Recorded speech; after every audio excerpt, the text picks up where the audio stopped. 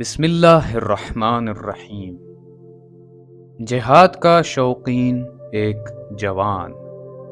کتاب رسول اللہ صلی اللہ علیہ وآلہ وسلم کے معتبر واقعات، مؤلف سید محمد حسن رضوی۔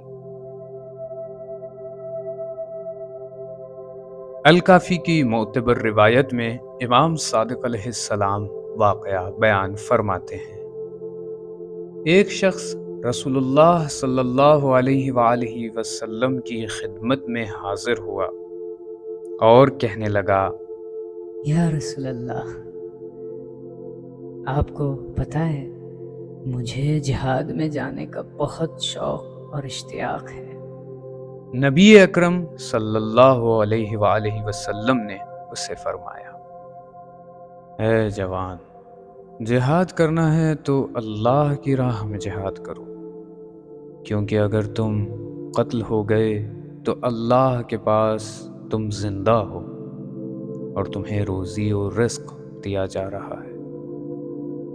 اگر تم مر گئے تو تمہارا اجر اللہ کے ذمے ہے، اور اگر واپس لوٹ آئے تو گناہوں سے ایسے پاک ہو گئے جیسے ابھی تم پیدا ہوئے ہو۔ اس جوان نے کہا، ہے اللہ کے رسول، لیکن میرے بوڑھے والدین ہیں جو مجھ سے بہت مانوس ہیں، اور یہاں تک کہ میرے جانے پر ناخوش ہیں۔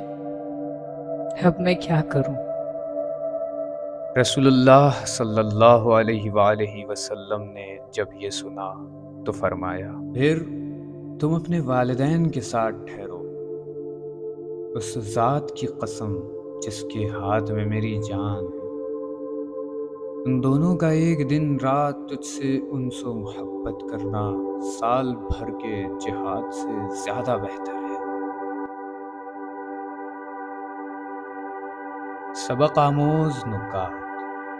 نکتہ اول، والدین کی خدمت وہ عظیم ذریعہ ہے جس کو اختیار کر کے ایک بڑی خلق خدا نے جہنم کی آگ سے نجات پائی ہے۔ گھرانوں کے اندر زمانہ جاہلیت کی انسانی اقدار میں سے ایک اہم قدر والدین کی خدمت اور ان کا غیر معمولی احترام ہے۔ نکتہ دوم، اللہ سبحانہ و تعالیٰ نے جوانی اس لیے دی ہے تاکہ راہ الہی میں سخت جد و جہد والے کام کیے جا سکیں، جو زندگی کے کسی اور عمر کے حصے میں انجام دینے سے عموماً انسان قاصر ہوتا ہے۔ شباب کی اٹھان انسان میں جوش، ولولہ اور جذبہ حرارت ابھارے رکھتی ہے، جس کی وجہ سے انسان جنگ میں مردانہ جوہر دکھانا چاہتا ہے۔ حضرت صلی اللہ علیہ وآلہ وسلم نے اس جوان کی رہنمائی فرمائی کہ اگر تم دشمن کے روبرو لڑنے کا شوق رکھتے ہو اور ولولہ اتنا رکھتے ہو تو راہ الہی کو اختیار کرنا تاکہ جہاد کے نتیجے میں حاصل ہونے والے کمالات کو پا سکو۔ نکتہ سوم، زمانہ ہدایت سے عاری معاشروں میں والدین مفادات کا ایک ذریعہ سمجھے جاتے ہیں، جس کی قدر و منزلت اس وقت تک ہے جب تک ان سے نفع ملتا رہتا ہے، لیکن جب وہ اولاد کو مادی نفع دینے کے قابل نہیں رہتے تو جاہلیت کے طور طریقے پر گامزن معاشرے والدین کو اٹھا کر اولڈ ہاؤس کے کباڑ خانے میں پھینک دیتے ہیں، اور جب وہ سسک کر مر جاتے ہیں تو ان کی میت کو بیچ کر پیسے اپنے بینک اکاؤنٹ میں منتقل کرا دیتے ہیں۔ تاریخ میں جتنے جاہلیت کے دور گزرے ہیں ان میں اس درجے کی سفاکیت اور مادہ پرستی دکھائی نہیں دیتی جتنی آج آئیڈیل اور ماڈرن سوسائٹی کے نام پر بننے والے جاہلیت کے حامل مغربی معاشرے میں نظر آتی ہے۔ نکتہ چہارم، والدین کا اپنے بچے سے راضی ہونا اس بات کی دلیل ہے کہ بچہ فرما بردار اور ان کے سکون کا باعث ہے۔